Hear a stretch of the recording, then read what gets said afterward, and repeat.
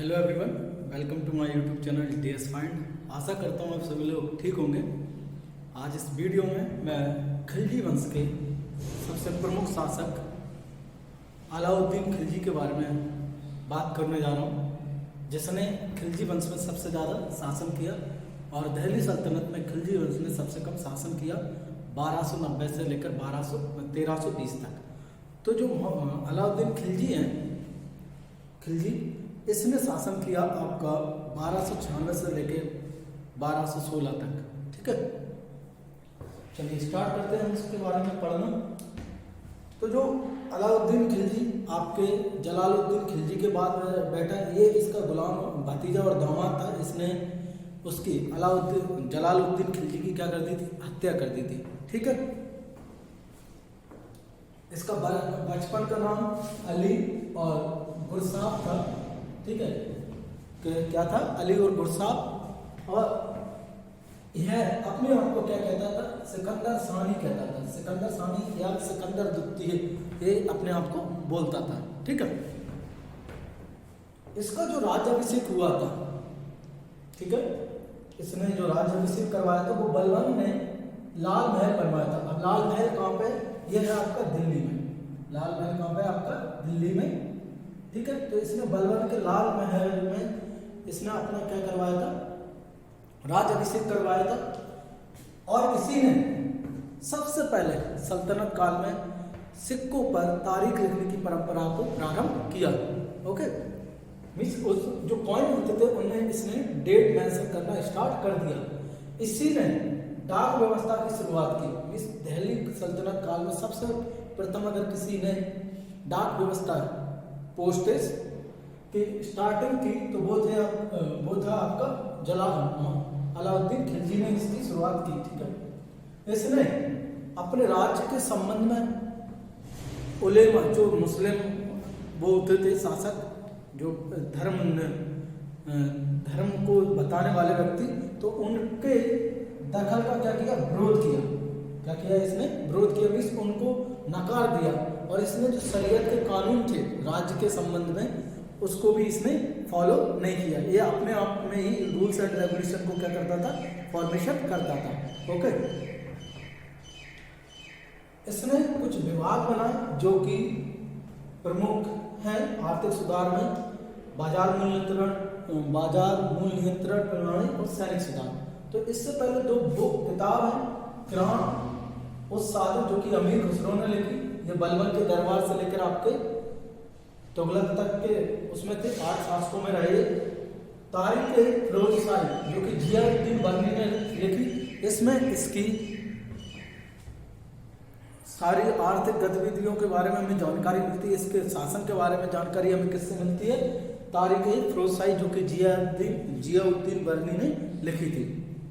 अब बात करूं मैं आर्थिक सुधारों की, तो आर्थिक सुधार इसने क्यों लाए, जो इसने आर्थिक सुधार लाए वो क्यों लाए। तो आर्थिक सुधार को सबसे प्रमुख कारण ये था कि इसके शासन के टाइम पीरियड पे जो पैसा था, खजाना था, वो बहुत कम था। और इसलिए इसने जो आर्थिक सुधारों की परंपरा को स्टार्ट किया, इसमें किए कि जिससे आपका लोगों का जीविका उपार्जन आसानी से हो सके और वो अपनी जो डेली नीड्स हैं उनको सुचारू रूप से संयोजित कर सकें, उनको पूर्ण कर सकें। ओके, तो अपनी वित्तीय स्थिति को उसमें सुधारने के लिए आर्थिक सुधार लाए। तो पहले उसने कुछ विभाग बनाए, उनके बारे में हम डिस्कशन कर लेते हैं। तो इसने जो विभाग बनाए, 2 प्रमुख विभाग थे। एक था दीवान-ए-मुस्तखराज जो कि राजस्व विभाग था। ये पूरे मनी का, पूरे पैसे का क्या करता था, लेखा जोखा करता था, मींस उसको रिकॉर्ड रखना, अकाउंटिंग करना, ये सारे काम कौन करता था, आपका दीवान-ए-मुस्तखराज। फिर था दीवान-ए-रियासत, ये आर्थिक मामलों का अधिकारी होते थे। मींस एक विभाग था जिसमें पूरे आर्थिक मामलों से संबंधित रिकॉर्ड रखे जाते थे और उसकी क्या किया जाता, उसकी जो भी रिलेटेड प्रॉब्लम होती थी उनको सॉर्ट आउट किया जाता था। फिर कुछ अधिकारी थे, ठीक है, दीवान-ए-वजारत, और इसने एक मंडी स्थापित की। ठीक है, जिसको हम कहते हैं सेनाएं मंडी। ठीक है, इसके बारे में अभी बात करते हैं। तो दीवाने वजारत ये वजीर होता था जो पूरे काम काज को देखता था। दूसरा होता था आपका दीवाने इंसान, ये शाही आदेशों का पालन करवाता था। जो भी राजा ने आपके सुल्तान ने आदेश दिए उनको सही रूप से लागू करवाने का, इम्प्लीमेंटेशन का काम किसका था? आपके दीवाने इंसान का। अब आता है दीवाने आलत, ये सैन्य मंत्री था। मीन्स सेना का लेखा जोखा मेंटेन करना, उसको देख रेख करना, इसके किसका काम था? दीवाने आलत का। और दीवाने रसातक ये विदेश विभाग था जो कि आपके विदेशी मामलों की देख रेख करता था। ठीक है, इसने अपनी आर्थिक स्थिति को सुधारने के लिए 2 नए कर लगाए। वो नए कर कौन से? चढ़ाई कर और घड़ी कर, गड़ी कर, सॉरी कौन से? गड़ी कर और चढ़ाई कर, ये लगाया इसने दुधारू पशुओं पर। मीन्स जो दूध देने वाले पशु होते थे उन पर इसने कर लगा दिया, भेड़ बकरियों पालतू जानवरों पे। ठीक है, दूसरा इसने लगाया घड़ी कर यानी घरों और झोपड़ियों पर। किस पर लगाया? घरों और झोपड़ियों पर। ठीक है, इसने पैसा वित्तीय स्थिति को सुधारने के लिए ये नए कर इसने लगाए थे। फिर आता है बाजार मूल्य नियंत्रण प्रणाली, ये सबसे प्रमुख है। इससे पूछा जाता है क्वेश्चन कि बाजार मूल्य नियंत्रण प्रणाली को किसने स्थापित किया था अपने शासनकाल में? तो वो था आपका अलाउद्दीन खिलजी। तो इसने एक सेनाएं मंडी बनाई थी जिसमें सारे सामानों की खरीद बिक्री की जाती थी। और इसने जो रेट था प्रत्येक चीज की वस्तुओं का वो मूल्य फिक्स कर दिया था कि इससे कम और ज्यादा कोई नहीं बेचेगा। और कोई तौल में गड़बड़ करता तो उतना ही इसने क्या बोला था? जो उसमें गुप्तचर विभाग के अधिकारी थे उनसे बोला गया था कोई अगर नाप तोल में गड़बड़ी करता है तो उसको उतना ही, या कम तोलता है तो उसका उतना ही मांस क्या करें? उसकी बॉडी से निकाल लें, शरीर से निकाल लें। ठीक है, तो एक सेनाएं मंडी बनाई इसने जिसमें खाद्यान्नों की बिक्री होती थी, जैसे गेहूं, चावल, ठीक है, आपके दाल वगैरह, फल फ्रूट, इन सभी को बेचा जाता।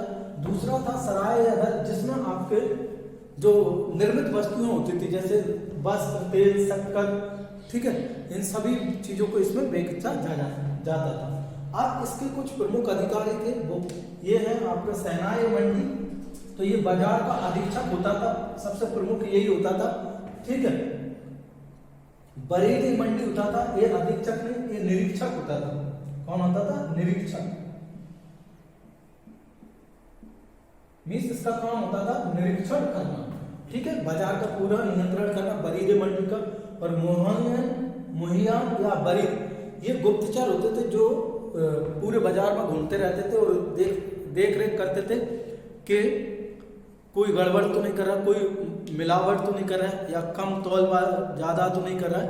ये चीजों का ये मेंटेन करते थे, इसको देखते थे। ठीक है, बरीद। और कहा भी जाता है अगर किसी राज्य की अगर स्थिति स्ट्रॉन्ग करनी है तो उसके जो गुप्तचर है वो बहुत शातिर होने चाहिए, बहुत एक्टिव होने चाहिए। जितने अच्छे उसके गुप्तचर होंगे उतना ही किसी भी देश का राज्य कैसा होगा? स्ट्रॉन्ग होगा। ठीक है, अब इसमें कुछ सैनिक सुधार भी किए जो कि प्रमुख हैं आपके। कौन कौन से आपके? देखिए, सैनिक सुधार में इसने पहली बात इसने स्थायी सेना रखना प्रारंभ कर दिया। अब पहले क्या होता था, बदलते जाते थे, लेकिन इसने उसको परमानेंट कर दिया सैनिकों को कि ये रहेगा सेना में परमानेंटली। ठीक है, और इसने नगद वेतन देना स्टार्ट किए। आपकी इल्तुतमिश ने एकता प्रणाली स्टार्ट कर दी थी जिसमें उसने जमीन देता था वेतन के बदले में, लेकिन इसने दोबारा क्या किया? नगद वेतन रखना स्टार्ट कर दिया। फिर इसने घोड़े दागने की प्रथा भी प्रारंभ की। ठीक, घोड़े दागने की मतलब उस पर मार्क बना दिया जाता, शाही सील लगा दी जाती थी जिससे वो आइडेंटिफाई हो सके कि वो कहाँ का घोड़ा है। ठीक है, फिर इसने सैनिकों का हुलिया रखना, जो उसका फिजिकल अपीयरेंस है, मीन्स हाइट कितनी है, वेट कितना है, ठीक है, क्या उसकी बॉडी चिन्ह है, उन सारे चीजों को इसने रखना स्टार्ट कर दिया था सैनिकों का। फिर इसके द्वारा प्रमुख युद्ध जो है वो हमें देखने हैं, पढ़ने। पहला है गुजरात आक्रमण जो कि 1297-98 में किया गया। कब किया गया ये?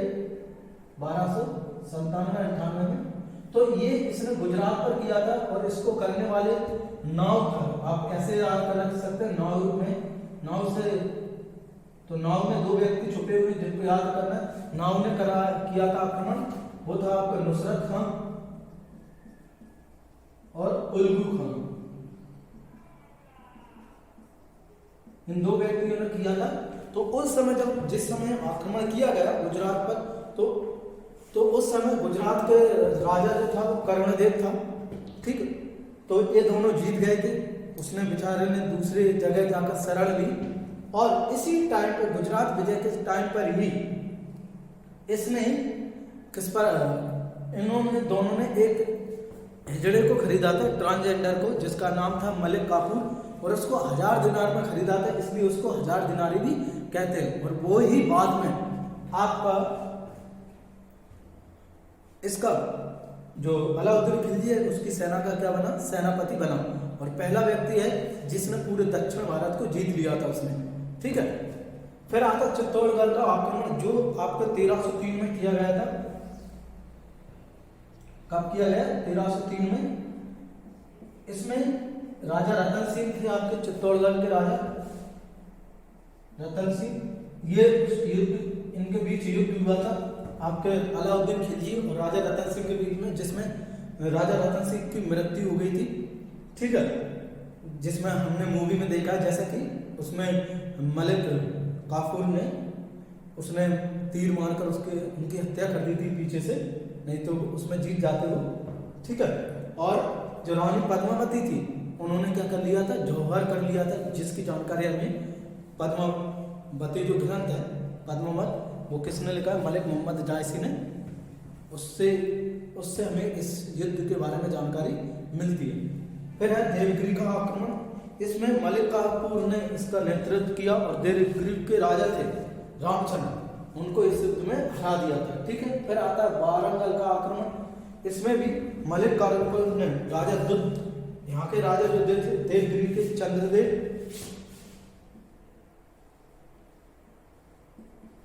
इनको हरा दिया था। और वारंगल के राजा थे रुद्रदेव, इनको भी मलिक काफूर ने हरा दिया था। फिर है पांड्या। इसमें जो वीर पांड्या थे, दक्षिण भारत का राज्य है, वीर पांड्या को भी हरा दिया था, लेकिन इसने स्वतंत्र अधीनता स्वीकार नहीं की थी और ये भाग गए थे, ठीक है। तो ये था प्रमुख आपके अलाउद्दीन खिलजी के बारे में, जो यहाँ से आपके क्वेश्चन पूछे जाते हैं। तो प्रमुख जो है इसमें, इसके याद आपको रखना है क्या, आर्थिक सुधार, बाजार मूल्य नियंत्रण प्रणाली और आपका सैनिक सुधार। इसमें आपका 100% कोई ना कोई किसी ना किसी एग्जाम में क्वेश्चन पूछा जाता है। I hope you like the video. Please subscribe my YouTube channel DS Mind। Thank you for watching.